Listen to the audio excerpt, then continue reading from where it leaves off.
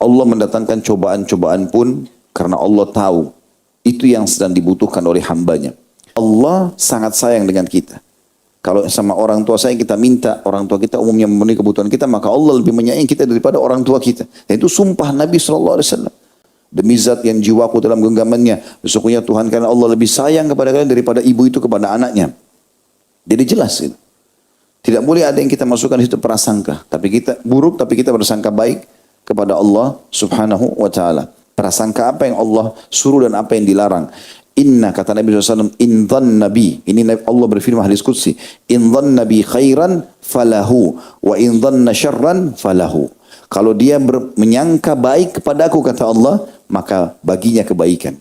Oh, hikmahnya saya enggak nikah sama orang ini, enggak kerja di sini, enggak begini dan begitu, atau saya lagi sakit ini, selalu pasti ada sesuatu yang Allah mau berikan kepada saya. Sangka baik, Allah kasih sangka baik itu. Dan kalau dia menyangka buruk, maka baginya keburukan itu. Maksudnya adalah orang yang tetap bertahan di atas bukit tadi. Kemudian Allah memalingkan kamu dari mereka untuk menguji kamu. Maka datanglah pembunuhan umat Islam pada saat itu. Dan sesungguhnya Allah telah memaafkan kamu. Tapi karena mereka menyadari kesadarannya, akhirnya mereka bertobat kepada Allah. Dan Allah mempunyai karunia yang dilimpahkan atas orang-orang beriman. 153-nya. Kita belum sampai ke saksi bahasan ya. Saya baca 2 ayat sebelumnya. Nanti kita akan sampai di 154 insya Allah. 153 إذ تصعدون ولا تلؤون على أحد والرسول يدعوكم في أخراكم فأثابكم غما بغم لكي لا تحزنوا على ما فاتكم ولا ما أصابكم والله خبير بما تعملون. Ingatlah ketika kamu lari dan tidak menoleh kepada seorang pun, sedang Rasul berada di antara kawan-kawanmu yang lain memanggil kamu. Karena itu Allah menimpahkan atas kamu kesedihan di atas kesedihan. Supaya kamu jangan bersedih hati terhadap apa yang luput daripada kamu. Atau apa yang luput darimu. Maksudnya kemenangan. Dan terhadap apa yang menimpa kamu. Allah maha mengetahui apa yang kamu kerjakan. Sekarang kita masuk ke saksi bahasan kita 154-nya. ثم أنزل عليكم من بعد الغم عمنة نعاسا يغشى طائفة منكم وطائفة قد أهمتهم أنفسهم يظنون بالله غير الحق ظن الجاهلية. Ini saksi bahasan kita. يظنون بالله غير الحق ظن الجاهلية يقولون هل لنا من الأمر من شيء قل إن الأمر كله لله يخفون في أنفسهم ما لا يبدون لك يقولون لو كان لنا من الأمر شيء ما قتلنا هاهنا قل لو كنتم في بيوتكم لبرز الذين كتب عليهم القتل إلى مضاجعهم وليبتلي الله ما في صدوركم وليمحص ما في قلوبكم والله عليم بذات الصدور. Kemudian setelah kamu berduka cita, Allah menurunkan kepada kamu keamanan berupa kantuk yang meliputi segolongan daripada kamu. Dan ini mengantuk di medan perang adalah rahmat Allah. Karena orang kalau mengantuk rasa takutnya hilang. Pikirannya adalah ingin tidur. Dan itu terjadi juga pada saat di perang Badr. Allah Subhanahu wa taala menurunkan amanatan nu'asa. Artinya ngantuk yang membuat orang sampai sahabat yang berjaga malam itu 11 kali jatuh pedang dari tangannya karena tidur. Padahal dia berjaga-jaga gitu ya. Ini sebagai bentuk kasih sayang Allah kepada para mujahidin. Dikatakan kemudian setelah kamu berduka cita Allah menurunkan kepada kamu keamanan atau dalam bentuk kantuk yang meliputi segolongan dari kamu. Sedang segolongan lagi telah dicemaskan oleh diri mereka sendiri. Mereka menyangka yang tidak benar terhadap Allah seperti sangkaan jahiliyah. Jadi ada di antara kamu setelah itu aman. Dia kembali kepada keimanannya, taubat kepada Allah, lalu dia merasa tentram. Udah, apa yang Allah janjikan pasti benar. Allah janjikan menang, orang beriman akan menang. Udah, dia berpegang pada itu. Tapi ada juga yang tidak. Mereka menyangka jahiliyah. Apa sangka jahiliyah? Mereka berkata, apakah ada bagi kita barang sesuatu hak campur tangan dalam urusan ini? Jadi mereka seakan-akan ya menyangka buruk kepada Allah di sini. Bukan seakan-akan memang mereka sangka buruk. Bahwasanya memang Allah sudah takdirkan kita mati kok. Kita kalah kok. Seperti itulah. Katakanlah sesungguhnya urusan itu seluruhnya di tangan Allah. Mereka menyembunyikan dalam hati mereka, hai Muhammad, apa yang tidak mereka terangkan kepadamu. Mereka berkata, sekiranya ada bagi kita barang sesuatu atau hak campur tangan dalam urusan ini, niscaya kita tidak akan dibunuh atau dikalahkan di sini. Di sini sangka buruknya. Jadi mereka menganggap Allah lah yang sudah memaksa mereka untuk mati dan dikalahkan pada saat itu. Tanpa mereka bersangka baik sama Allah, ternyata ada sesuatu yang Allah ingin titip pesan di situ. Bisa ditangkap ya? Jadi maksud adalah sangka buruknya di situ. Lalu Allah mengatakan, katakan hai Muhammad kepada mereka, sekiranya kamu berada di rumahmu pun tidak ikut berperang, niscaya orang-orang yang telah ditakdirkan akan mati itu terbunuh, yang ditakdirkan mati terbunuh, akan keluar juga ke tempat mereka terbunuh. Dan Allah berbuat demikian untuk menguji apa yang ada dalam dadahmu, maksudnya keimananmu, dan untuk membersihkan apa yang ada dalam hatimu. Allah Maha mengetahui isi hati. Jadi di sini, kalau dari ayat ini dan dalil pertama yang diangkat oleh Syekh Muhammad rahimahullah adalah poin penting sangka buruk kepada Allah adalah meragukan janji dan ancaman Allah. Itu sudah cukup masuk dalam bab dosa. Jadi kuncinya kita harus bersangka baik kepada Allah dalam setiap keadaan. Walaupun depan mata kita sesuatu yang kita anggap tidak baik. Dan ini poin teman-teman sekalian merupakan pondasi keimanan. Walaupun antum kelaparan, Allah punya hikmah kenapa antum lapar pada saat itu. Antum belum menikah, kenapa antum belum menikah? Allah punya hikmah, sudah ikhtiar. Antum tidak ikut berperang, antum ikut berperang. Ada sesuatu apapun, mau keluar, terjadi badai, apa saja, semuanya dengan hikmah Allah subhanahu wa ta'ala. Poin kita, sangka baik dengan Allah. Pasti ada sesuatu yang Allah inginkan. Dan Allah lebih tahu daripada kita. Ibnu Qayyim rahimahullah menitik beratkan poin itu sambil mengatakan, orang atau perumpamaan orang yang minta kepada Tuhannya, lalu belum dikasih. Maka perumpamannya seperti anak kecil yang minta sama orang tuanya, tetapi dia minta keburukan. Dia tidak ngerti, orang tuanya ngerti. Misal, dia bilang, bu atau ayah izinkan saya berteman sama fulan. Kita sebagai orang tuanya tahu temannya ini buruk. Pasti akan narkotika, pasti akan berzina. Kira-kira kita sebagai orang tua izinkan tak anak kita pergi? Walaupun dia ngerengek, walaupun dia minta-minta. Dia tidak ngerti. Dia pikir ini cuma teman. Oke, saya pergi fun-fun, jalan-jalan segala macam. Tapi dia nggak tahu bahayanya. Kita sebagai orang tua, enggak, nak, jangan. Kita tetap ngotot, tidak boleh. Maka Ibnu Qayyim memberikan perumpamaan. Tidak disamakan Allah SWT dengan makhluk manusia. Tapi dia memberikan perumpamaan supaya mudah difahami. Allah sangat sayang dengan kita. Kalau sama orang tua saya kita minta, orang tua kita umumnya memenuhi kebutuhan kita, maka Allah lebih menyayangi kita daripada orang tua kita. Dan itu sumpah Nabi SAW. Demi zat yang jiwaku dalam genggamannya, sesungguhnya Tuhan karena Allah lebih sayang kepada kalian daripada ibu itu kepada anaknya. Jadi jelas itu. Tidak boleh ada yang kita masukkan di situ prasangka. Tapi kita buruk, tapi kita bersangka baik kepada Allah subhanahu wa ta'ala. Dan ini tertanam sangat kental di dalam jiwa para sahabat. Tentu ada di antara mereka yang baru masuk Islam, akhirnya menjadi pelajaran seperti dalam ayat ini. Tapi ada di antara mereka yang luar biasa. Saya pernah sampaikan di salah satu ceramah dulu, kisah Abu Kilabah radhiyallahu anhu. Kisah sahabat yang jarang sekali orang tahu kisahnya. Tapi saya tidak membahas dari awal kisah beliau. Kisah awal pada saat mau meninggal dunia. Kisahnya adalah ada seseorang dari salah satu orang soleh pada saat itu, tidak disebutkan namanya siapa. Dia lakukan perjalanan jauh dari satu kota ke kota. Kemudian dia berhenti di sebuah tempat padang pasir yang luas.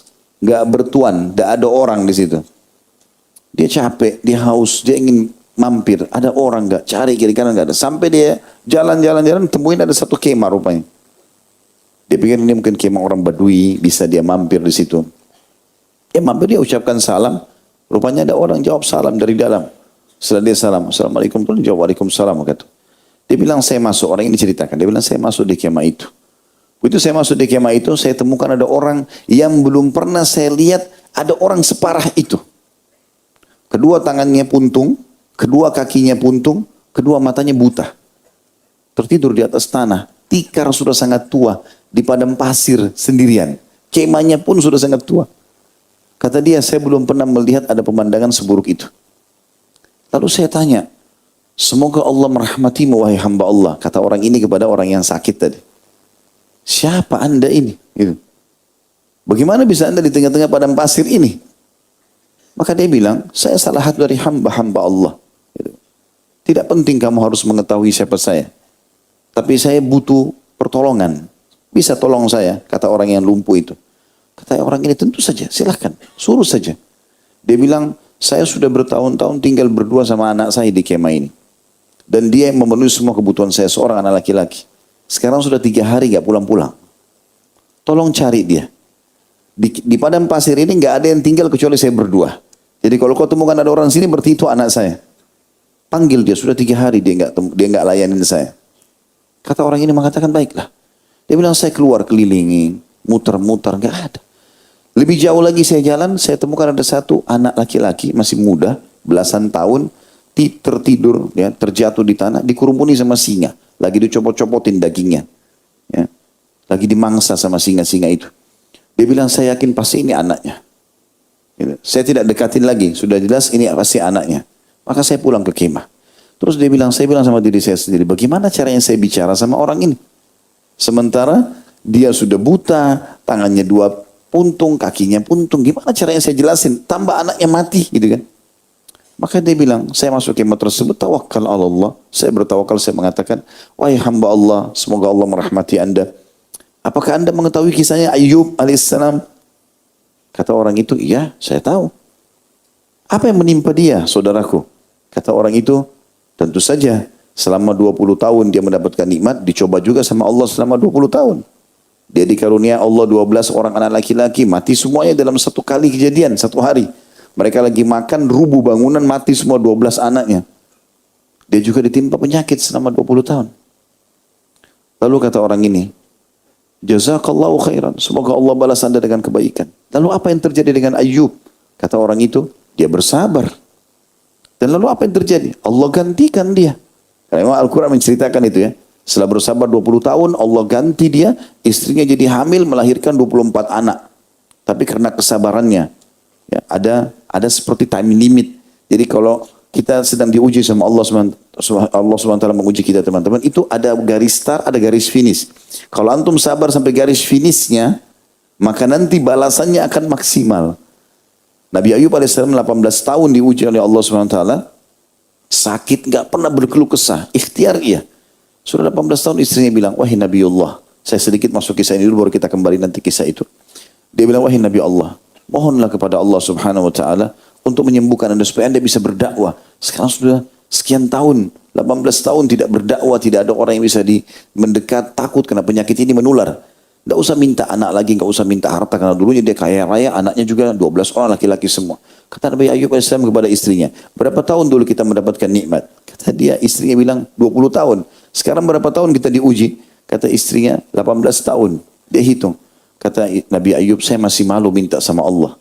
Sabarnya luar biasa. Setelah 20 tahun pun Nabi Ayub masih mengucapkan kalimat Allah gagalkan dalam Al-Quran. Dia mengatakan, Rabbi anni massaniyad dur wa anta arhamur rahimin. Wahai Tuhanku, engkau telah menimpakan kepadaku cobaan. Dur ini kayak penyakit. Tapi kau zat yang maha penyayang. Artinya seakan-akan dia mengatakan, ya Allah kalau kau sembuhin saya terima. Tidak sembuhin pun saya jalan. Pasrahnya luar biasa. Sampai ada dikenal dengan sabar Ayub. Sabarnya luar biasa gitu. Kita kembali ke kisah tadi. Orang ini mengatakan, jazakallahu khairan. Maksudnya sudah faham nih. Kayak seperti itu. Kalau begitu berharaplah pahala di sisi Allah SWT sebagaimana Ayub berharap. Karena aku menemukan anakmu sudah dimangsa oleh singa. Dia bilang orang ini, saya yakin orang ini mungkin akan teriak, akan nangis. Dia tersenyum lalu dia mengatakan, inna lillahi wa inna ilaihi raji'un. Alhamdulillah. Kata orang ini, kenapa anda bilang Alhamdulillah? Bagaimana bisa mengucapkan Alhamdulillah? Apa yang anda syukuri ini? Kata dia, Alhamdulillah. Anak saya telah mendahului saya menuju ke surga. Kata orang ini, bagaimana anda bisa menilai itu? Dia bilang, karena dia anak soleh. Saya tahu selama ini. Dia ibadah, dia bakti sama saya. Ajalnya datang, dia meninggal. Maka saya sangat yakin, ini poin, sangat yakin dalam janji Allah. Pasti masuk surga.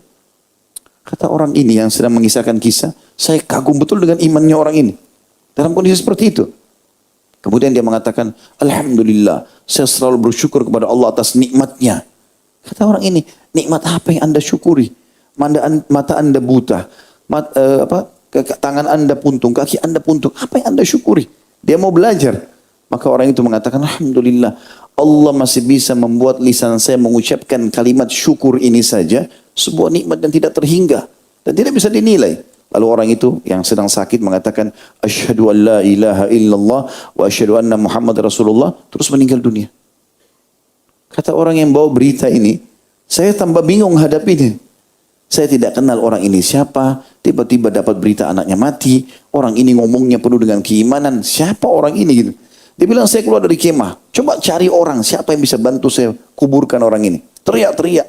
Nah, siapa yang fulan, tolong. Nggak ada. Rupanya dari kejauhan ada 4 orang. 4 orang ini pakai baju seperti baju kerajaan.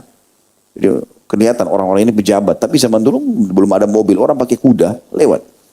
Lalu dia kasih isyarat, tolong, tolong, dikejar sama dia. Terus mereka berhenti terus mengatakan, ada apa dengan kau? Dia bilang, di dalam kemah sana yang jauh itu ada orang buta, untung kaki dan tangannya. Sangat baik imannya. Meninggal dunia. Tolong bantu saya urus jenazahnya. Kata mereka, baiklah. Di mana tempatnya? Datang 4 orang itu. Begitu mampir di kemah, dia bilang, mana tempatnya? Di situ. Sudah ditutup sama kain oleh orang ini. Begitu dibuka, orang ini kaget. 4 orang ini cium-cium orang itu. Yang buta ini. Dicium oleh 4 orang pejabat ini. Kata dia tambah heran, siapa yang orang ini? Kenapa kalian cium seperti ini gitu? Dia bingung gitu.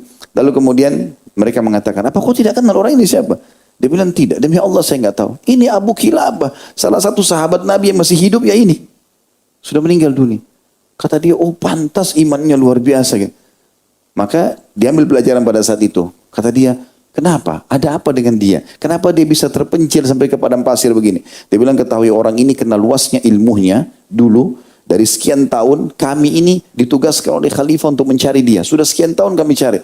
Hanya untuk memaksa dia menjadi hakim. Tapi dia melarikan diri, tidak mau. Takut nanti kena hisab hari kiamat. Maka diurus jenazah orang tersebut. Tapi teman-teman, ambil pelajaran dari Abu Kilabah radhiyallahu anhu. Bagaimana sangka baiknya sama Allah. Kaki tangannya 2 puntung, tangannya puntung. Tangan kakinya nggak ada, matanya buta, masih bisa. Alhamdulillah. Itu luar biasa. Ini yang saya bilang tadi, ini pondasi keimanan. Kapan kita arungi kehidupan muka ini teman-teman dengan sangka baik seperti ini sama Allah, pasti semuanya jadi baik kehidupan kita. Walaupun apa saja, sampai ulama mengatakan mau keluar rumah hujan, oh berarti Allah sedang bersangka baik, sedang menginginkan saya tidak keluar. Oh begini, oh Allah lagi begini. Dia sangka baik terus, semuanya kesangkaan baik sama dia. Itu yang dimaksudkan dengan ayat ini. Dan sebaliknya teman-teman, kapan kita membuka pintu sangka buruk, hati-hati, ancamannya sangat berat. Ini bahasan kita. Allah akan memberikan kita sesuai dengan prasangkaan kita. Kasus orang-orang munafik, nanti akan kita baca ayatnya ya. Allah subhanahu wa ta'ala menyiksa mereka karena sangka buruk mereka kepada Allah. Kita bacakan dalilnya habis ini. Saya baca dulu surah Fussilat, dalil kedua yang diangkat oleh Syekh Muhammad rahimahullah. Adalah firman Allah, A'udzubillahi minasyaitonirrajim, Fussilat 23. Wa dzalikum dhannukum alladzi dhanantum bi rabbikum ardaakum fa asbahtum minal khasirin. Dan demikian itu adalah prasangkaan kalian yang telah kalian sangkakan kepada Rabb kalian. Dia telah membinasakan kalian. Maka jadilah kalian termasuk orang-orang yang rugi. Ya. Coba silakan dibuka surah Fussilat dulu. Kita baca dari ayat 18. Fussilat 18 supaya connect ayatnya. Sudah buka? Baik. A'udzubillahi minasyaitonirrajim. Wa najjaynal ladzina amanu wa kanu yattaqun. Dan kami pasti akan selamatkan orang-orang yang beriman dan mereka adalah orang-orang yang bertakwa. Ini nggak boleh ragu teman-teman. Kapan antum beriman kepada Allah Subhanahu Wa Taala dan antum sudah mengerjakan perintah Allah, nggak boleh ada keraguan. Amal itu diterima dan saya akan masuk surga. Nggak boleh ragu.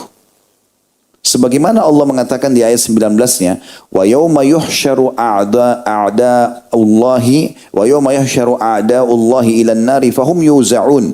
Dan ingatlah ketika hari musuh-musuh Allah digiring ke dalam neraka dan mereka dikumpulkan semuanya. Kata ulama tafsir, pasti orang kafir, munafik, musyrik yang sudah Allah ancam pasti kena. Tidak ada keraguan masalah itu.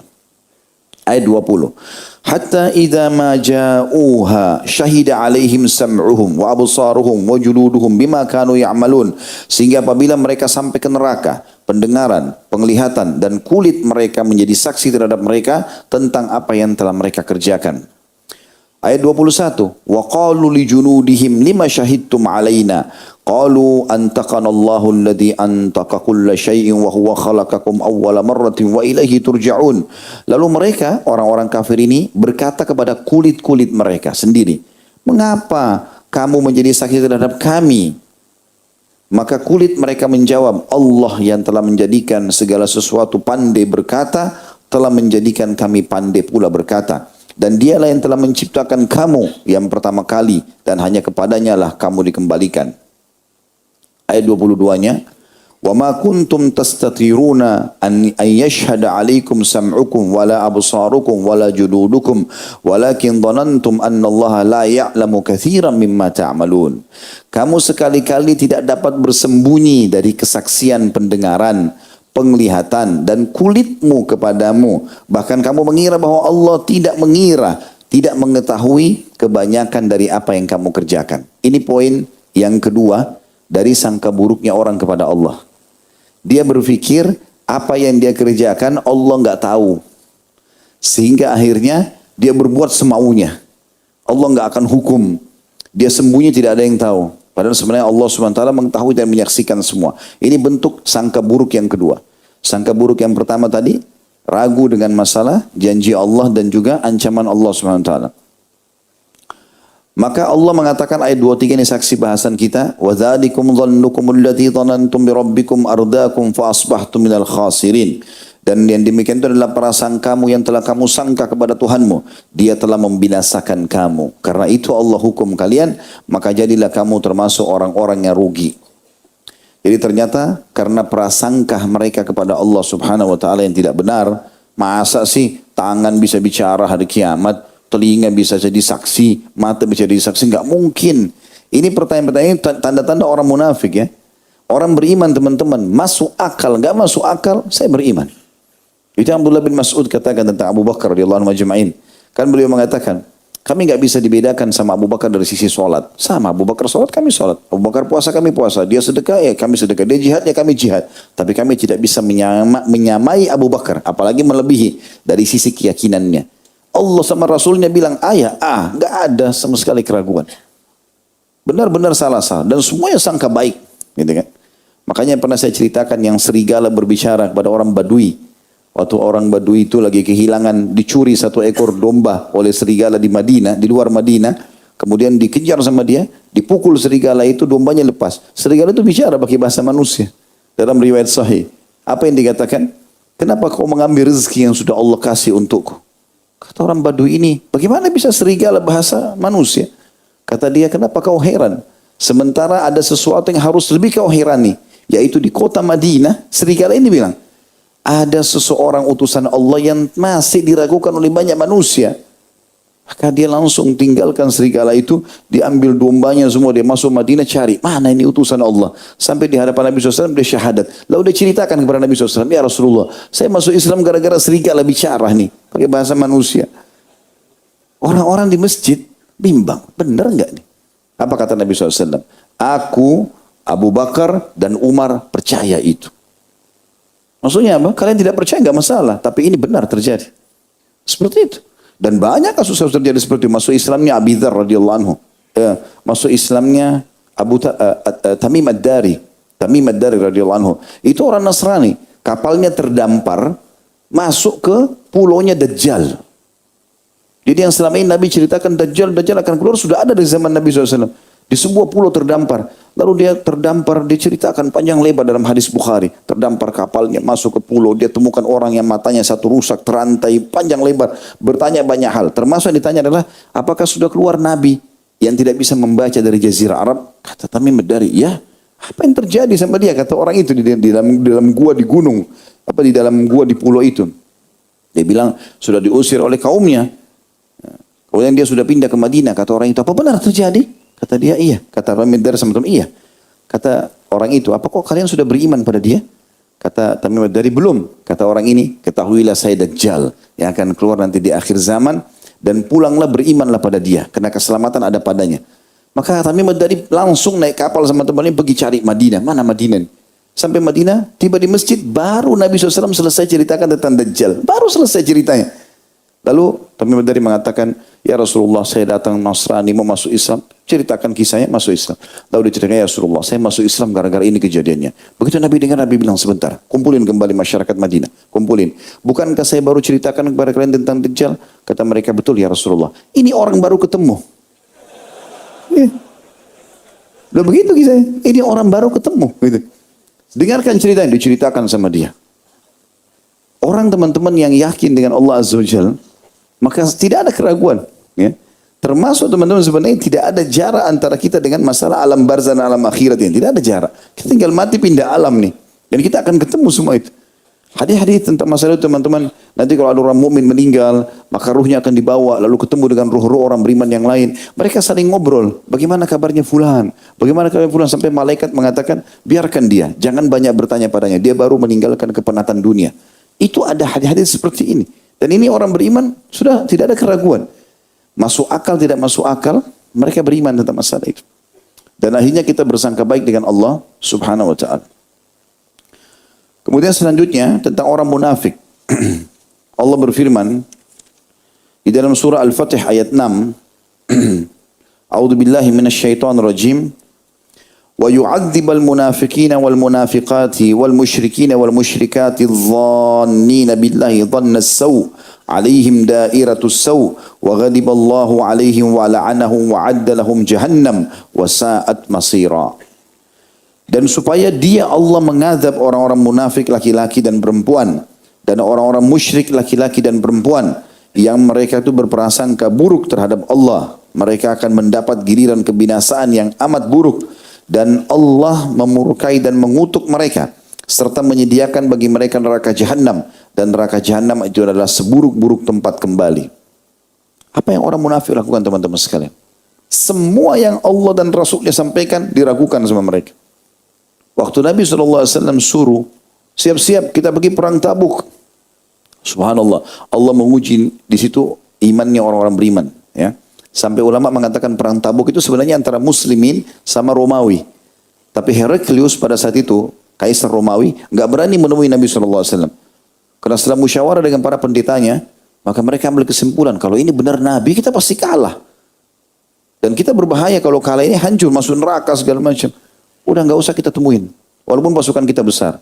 Maka Nabi SAW tinggal di Tabuk beberapa hari sampai tersebar berita umat Islam sudah mengalahkan Romawi, gitu kan? Nah di sini Allah SWT bongkar kedok orang-orang munafik di perang itu, ya diceritakan. Jadi pada saat Nabi SAW diperintahkan oleh Allah untuk membentuk pasukan, subhanallah 2 hari lagi atau 3 hari lagi sudah panen kurma, dan itu adalah hasil utamanya masyarakat Madinah. Itu hasil mereka. Kita bayangkan teman-teman kalau kita seorang pengusaha buah atau apalah ya, yang kira-kira kita sudah tinggal jual depan mata nih, terus tiba-tiba disuruh pergi jihad. Dan waktu itu hukumnya wajib. Tidak boleh satupun muslim yang mampu di Madinah sudah balik tinggal. Kecuali punya udzur syar'i. Dan kita sudah tahu kisah tentang beberapa sahabat yang malah dihardik oleh Allah Subhanahu wa taala, disuruh Nabi SAW memboikot sampai 50 hari. Kisah Ka'ab bin Malik dan teman-temannya, ya kan? Itu semua diboikot oleh Nabi SAW sampai salam pun tidak dijawab gara-gara tidak ikut perang Tabuk karena wajibnya pada saat itu. Yang terjadi teman-teman, orang-orang mukmin pada saat diperintahkan semuanya tinggalkan, kebun kurmanya ditinggal, istrinya, anaknya ditinggal, sampai para sahabat menggambarkan waktu itu mereka sudah tinggal pasang tikar-tikar. Kalau sudah mau panen kurma, mereka pasang tikar-tikar di bawah pohon kurma, tinggal nunggu nikmatin kurma itu turun karena manisnya dan kurma banyak sekali. Lagi puncak-puncaknya. Pada saat itu disuruh pergi jihad. Yang terjadi, semua pasukan muslimin pergi. Apa kata orang-orang munafik? Muhammad ini ngajak-ngajak orang berperang di musim panas. Gitu. Memang tidak ada waktu lain. Gitu. Kenapa harus di musim panas? Ini kan panas. Lalu mereka mulai pergi kepada orang beriman. Ini orang munafik ini kayak satu kelompok mereka datang. Kenapa mau pergi perang? Gak usah. Kenapa mau pergi perang? Gak usah. Dilemahkan imannya orang beriman. Tapi mereka tidak digubris. Allahu alam kalau ana sama antum pada saat itu. Mungkin kita ikut-ikutan tidak. Tapi pada saat itu subhanallah sahabat tidak mau dengar. Enggak peduli. Oh ini munafik, enggak dipedulikan, pergi. Tinggalin semuanya. Enggak ada urusannya dunia ini, enggak ada urusan bagi mereka. Pergilah. Subhanallah Allah SWT turunkan untuk mereka mengatakan, kenapa kita keluar di panas hari? Kata Allah SWT, hai Muhammad bilang sama mereka, Qul naru jahannam asyaddu harra. Katakanlah neraka jahannam lebih panas daripada itu. Waktu pasukan perang pulang dan ternyata menang, maka mereka kaget. Oh ternyata bisa menang. Nah, mereka menang gini-gini. Sama waktu perang Khaybar juga begitu. Sama waktu umrah, waktu terjadi kesepakatan Hudaybiyah. Semua orang munafik nolak itu. Mereka mengatakan tidak mungkin. Masa bisa menang? Muhammad ini mau membunuh kita. Masa kita begini dan begitu? Yang paling tidak menyenangkan itu pada saat terjadi perang Khandaq, perang Ahzab. Kan semua sahabat 1000 orang disuruh gali Khandaq tuh. Parit. Per 10 orang dikasih jarak sekian meter ke sekian meter mereka gali. Rupanya ada sahabat-sahabat, ada yang beberapa orang lagi punya giliran menggali titik tertentu, ada batu besar, mereka nggak bisa pecahin. Maka mereka panggil, ya Rasulullah, ya ini ada batu nggak bisa pecah nih. Maka Nabi SAW datang, lihat, Nabi pukul batu itu, keluar cahaya yang terang.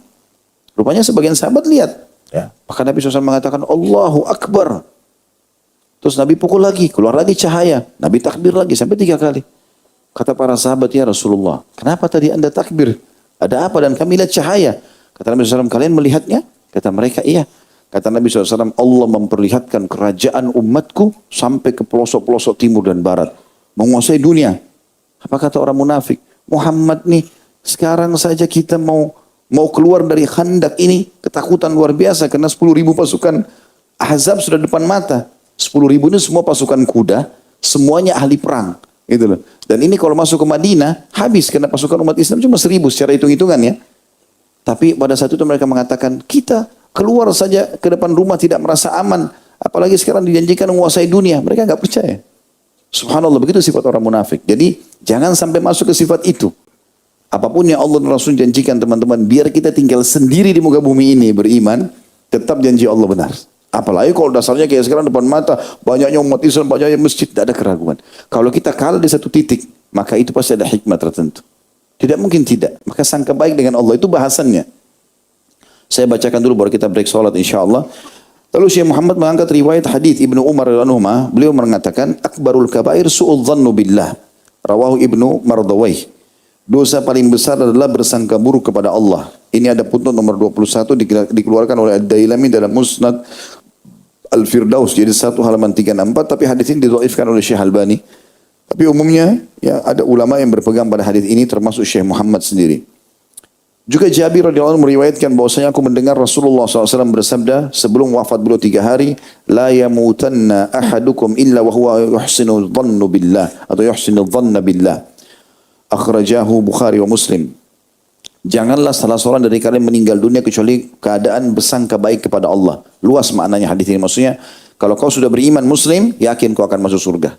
Mumpung kau belum meninggal, ucapkan syahadat. Jangan berpikir teman-teman syaitan bisikin, akhir kalimat la ilaha illallah masuk surga. Masa sih?